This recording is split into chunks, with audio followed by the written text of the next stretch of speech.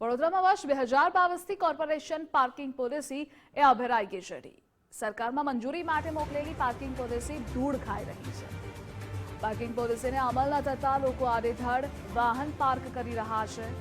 લોકોને ચાલવા માટે બનાવેલ ફૂટપાથ વાહનોનું પાર્કિંગ બની ગયું। ફતેગંજ યોગ નિકેતન બહાર બ્રિજ નીચે સમા તળાવ પાસે ફૂટપાથ પર વાહનો, હરણી તળાવ, ગેંડા સર્કલ સહિતના અનેક વિસ્તારોમાં પણ ફૂટપાથ પર વાહનો પાર્ક કરાયા। વડોદરા બહાર નોકરી પર જતા લોકોને પાર્કિંગ માટે હાલાકી પડી રહી છે। નાગરિકોએ કહ્યું, પાર્કિંગ પોલિસીનો તાત્કાલિક અમલ થવો જોઈએ।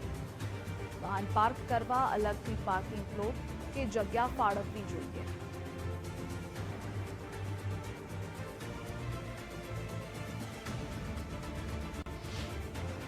પાર્કિંગ કે જ્યાં જોબ કરતા હોય કાંઈ બી બિલ્ડિંગ હોય ને એ લોકોને વ્યવસ્થા કરી આપવી જોઈએ પાર્કિંગની હતી તો આ ફૂટપાથ ખુલ્લા રહે હતા। અત્યારે અમે કેમ દાંડિયા બજાર ગણપતિ મંદિર જઈએ છીએ, અત્યારે મંગળા ચોથ છે મોટી, અમારે એકચ્યુઅલી તો પેલી બાજુથી જ જવું જોઈએ પણ અમે આ સાઈડે રોંગ સાઈડે જઈએ છીએ કારણ કે સામેથી વાહન આવે તો દેખાય અમને, કારણ કે ચાલવાનું રોડ ઉપર જ છે, આ ફૂટપાથ તો ખાલી નથી એટલે અમે આ સાઈડથી જઈ શકીએ કે સામેથી આવે તો અમને દેખાય એટલે કંઈ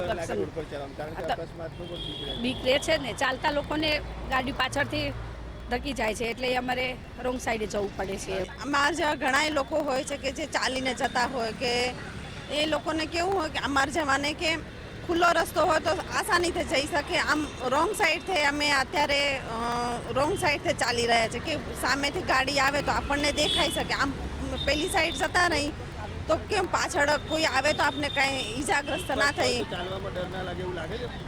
હા, એમ ડર ના લાગે, ફૂટપાથ હોય તો ડર ના લાગે, એમ આસાનીથી આપણે જઈ શકીએ, શાંતિથી જઈ શકીએ એમ। અને મારું કહેવાનું એમ છે કે પાર્કિંગની સુવિધા થવી જ જોઈએ। એની જ્યાં જગ્યાએ પાર્કિંગ હોય લોકો આડેધડ જ્યાં ને ત્યાં પાર્કિંગ કરે એ વસ્તુ ના થવી જોઈએ, કારણ કે લોકોને નીકળવું હોય તો નીકળી ના શકે।